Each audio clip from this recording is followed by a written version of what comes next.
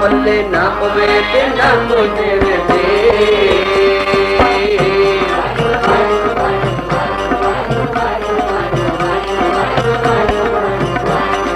तमड़ा पल्ले ना पवे ना कोई देवे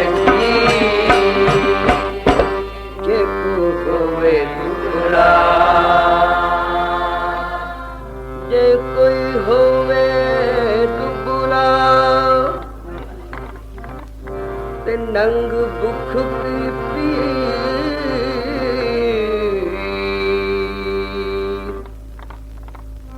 दमड़ा पल्ले ना पवे ना कोई देवे तीर। एक तां शरीर कमजोर होवे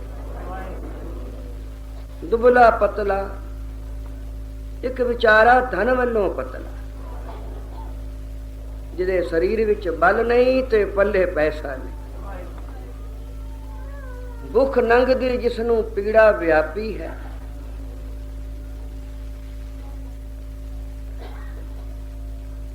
जिसदे कोल पैसा नहीं और जिसनू कोई धीरज देने वाला भी नहीं कोई एडा भी बदकिस्मत संसार विच होएगा जिन्हों कोई दो अखर मुंह तो धीरज दे भी ना कह सके।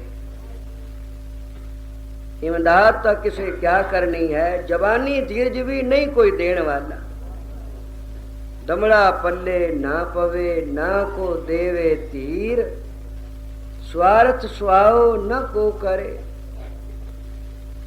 किसी का कोई स्वार्थ बनिया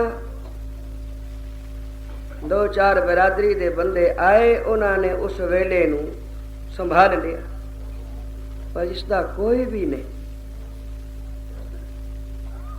जिदा स्वार्थ करने वाला कोई है ही नहीं और कम काज जिसनू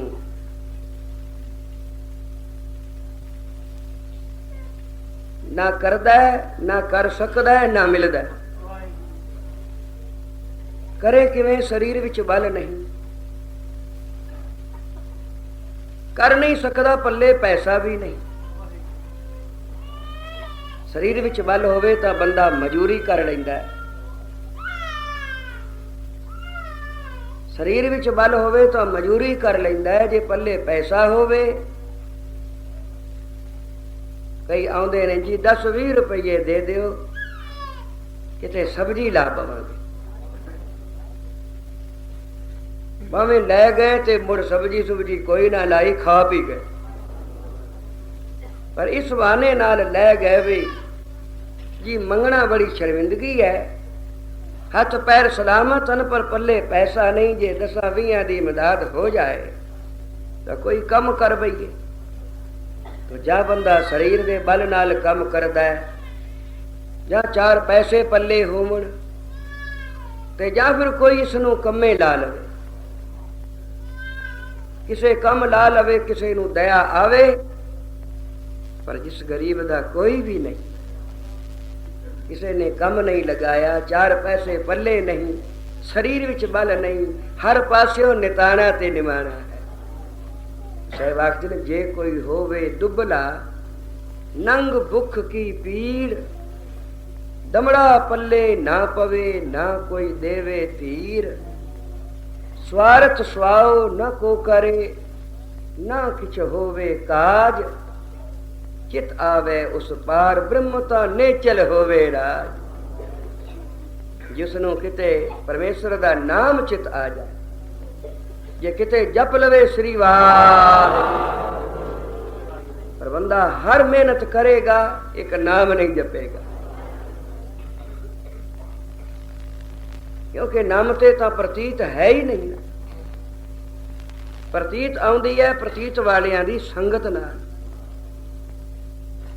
ਤੇ ਸੰਗਤ ਸਭਨਾਂ ਨੂੰ ਪ੍ਰਤੀਤ ਵਾਲਿਆਂ ਦੀ ਨਹੀਂ ਹੁੰਦੀ। ਇਹ ਤਾਂ ਕਿਸੇ ਦੇ ਬੜੇ ਪੁੰਨ ਹੋਵਣ, ਬੜੇ ਭਾਗ ਹੋਵਣ, ਤਾਂ ਕਿਤੇ ਕੋਈ ਐਸਾ ਮਹਾਪੁਰਖ ਮਿਲੇ ਜੋ ਪ੍ਰਤੀਤ ਵਾਲਾ ਹੋਵੇ ਔਰ ਸਾਡੀ ਪ੍ਰਤੀਤ ਬਣਾ ਦੇ।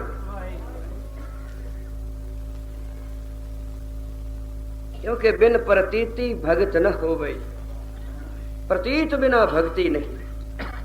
ਭਗਤੀ ਹੈ ਪ੍ਰਤੀਤ ਦੀ, ਜਿੰਨਾ ਚਿਰ ਪ੍ਰਤੀਤ ਨਾ ਹੋਵੇ ਭਗਤੀ ਕਾਹਦੀ। ਬਿਨ ਪ੍ਰਤੀਤੀ ਭਗਤ ਨਾ ਹੋਵੇ, ਭਗਤੀ ਨਹੀਂ ਹੁੰਦੀ ਪ੍ਰਤੀਤ ਬਿਨਾ। ਤੇ ਪ੍ਰਤੀਤ ਆਉਂਦੀ ਹੈ ਪ੍ਰਤੀਤ ਵਾਲਿਆਂ ਦੀ ਸੰਗਤ ਨਾਲ, ਜਿਨ੍ਹਾਂ ਦੇ ਬਚਨਾਂ ਤੇ ਪ੍ਰਤੀਤ ਹੋਵੇ, ਜਿਨ੍ਹਾਂ ਦੀ ਕਰਨੀ ਤੇ ਪ੍ਰਤੀਤ ਹੋਵੇ। ਫਿਰ ਇਹ ਪ੍ਰਤੀਤ ਬਣਦੀ ਬਣਦੀ ਬਣਦੀ ਬਣ ਜਾਂਦੀ। ਆਪਣੇ ਵੀ ਪੁੰਨ ਹੋਵਣ ਤਾਂ ਪ੍ਰਤੀਤ ਆਉਂਦੀ ਹੈ। ਕੰਨੇ ਨੂੰ ਪ੍ਰਤੀਤ ਆ ਗਈ ਵੀ ਇਹ ਪੱਥਰ ਭਗਵਾਨ ਹੈ, ਬਸ ਇਸੇ ਪ੍ਰਤੀਤ ਨੇ ਉਸ ਪੱਥਰ ਨੂੰ ਸੱਚਮੁੱਚ ਭਗਵਾਨ ਬਣਾ ਦਿੱਤਾ। ਨਹੀਂ ਤੇ ਪੱਥਰ, ਪੰਡਤ ਨੇ ਪੱਥਰ ਦਿੱਤਾ ਸੀ, पत्थर एक पलेट के, भाई साहब ने भी पत्थर ही लिखिया, पत्थर एक पलेट के दे तन्ने नू गैल छड़ावे मगरों लाया सु। खेड़े जो पै गया दादा एक ठाकुर दे, एक ठाकुर दे, चंगा भी ठाकुर ले जा, और सब तो बड़ा ठाकुर है ही, देख ले सारिया नाल मुकाबला करके। बड़ा सारा पत्थर चुक के दन्ने दे हथ पकड़ाया ते आखिया बड़ा ठाकुर देख धनिया मैं तैनू दे रहा हाँ, ते बड़े कार्य करेगा तेरे, बड़े कम सवारेगा। दादा ये खांदा पींदा की है भाई, जो कुछ तेरे घर बने, जिस तरह का भोजन तू बनाए बस पहला भगवान दे अगे रखे, ते बेनती करे भाई तू खा, ते फिर आप खावे। सत वचन प्रतीत करके दन्ना पत्थर नू ले गया भगवान बना के।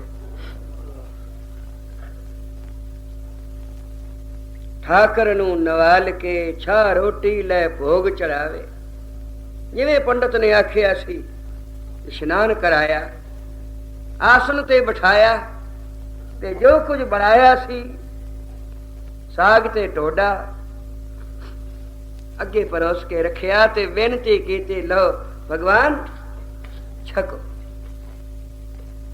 बामण दे घर तां खीर पूड़े सन और 36 पदार्थ सन, पर यह घर जट दा है।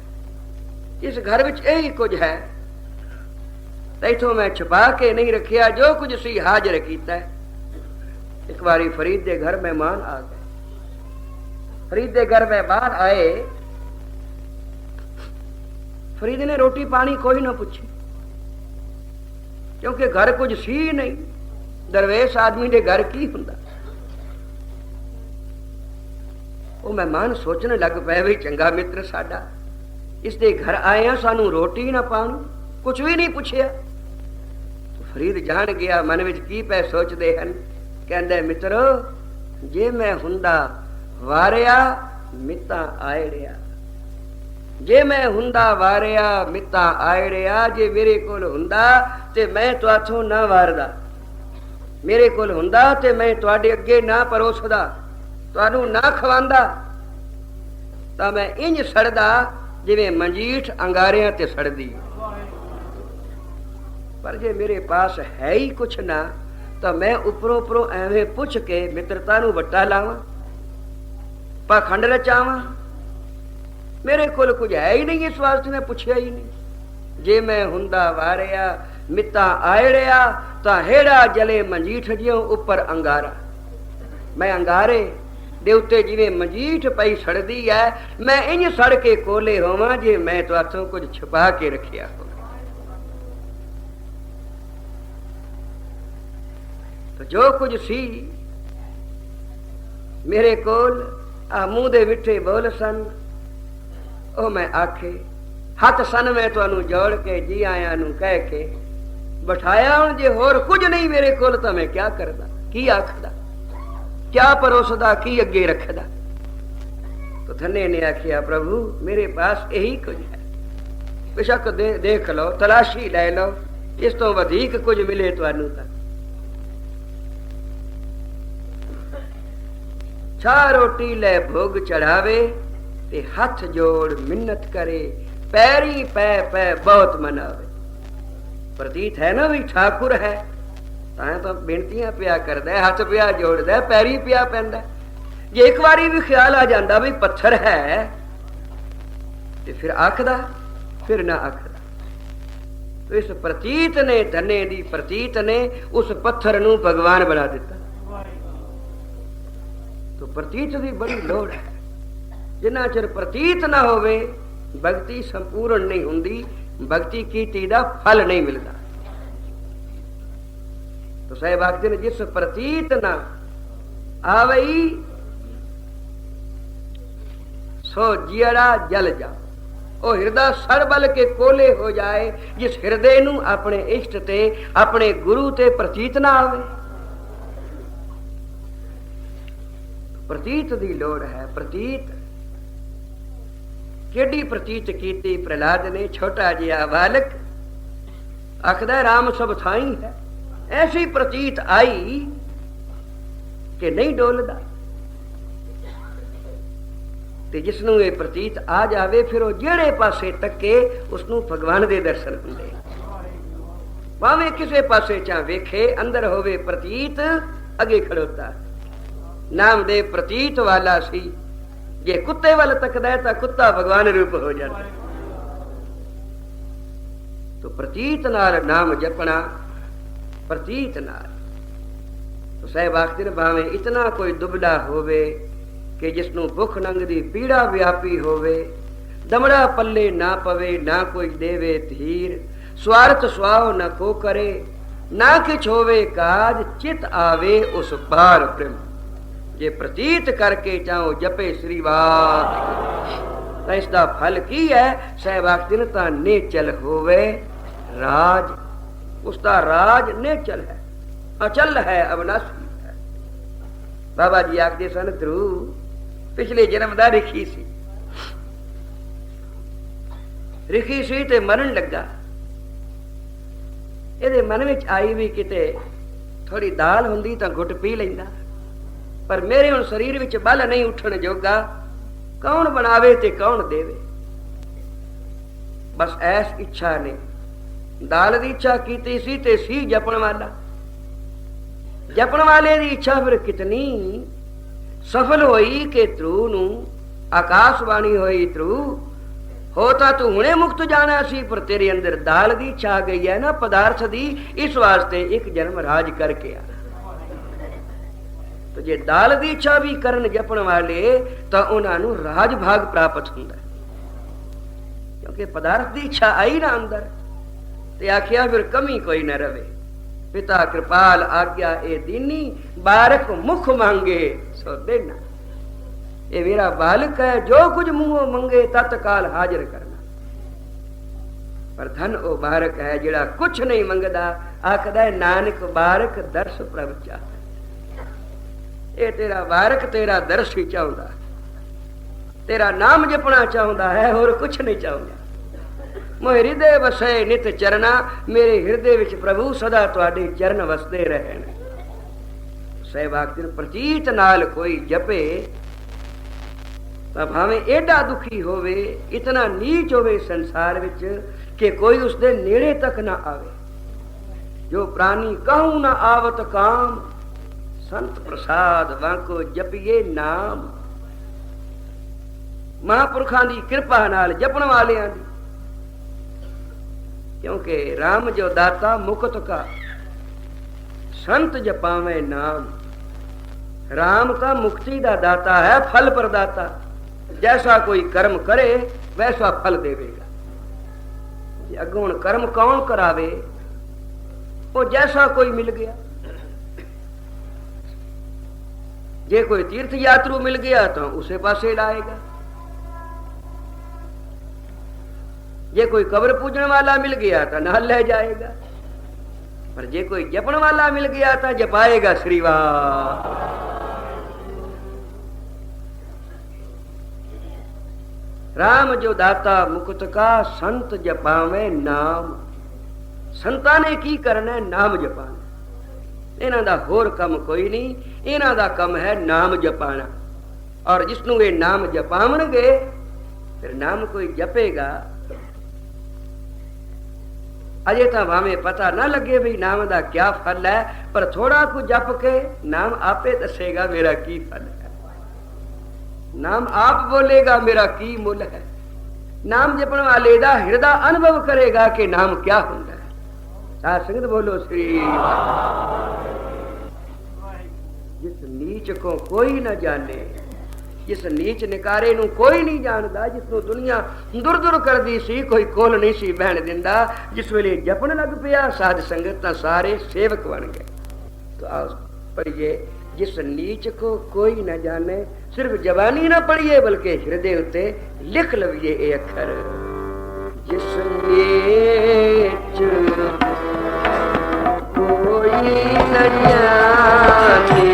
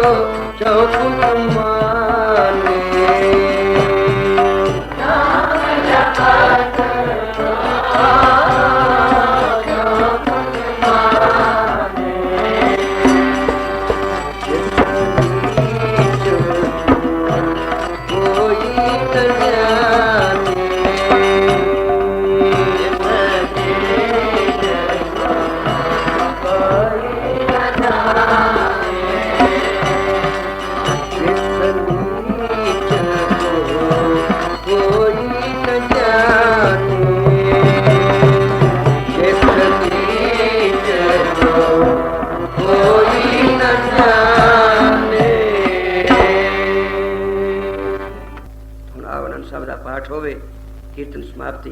भुला चुका बख्शनिया।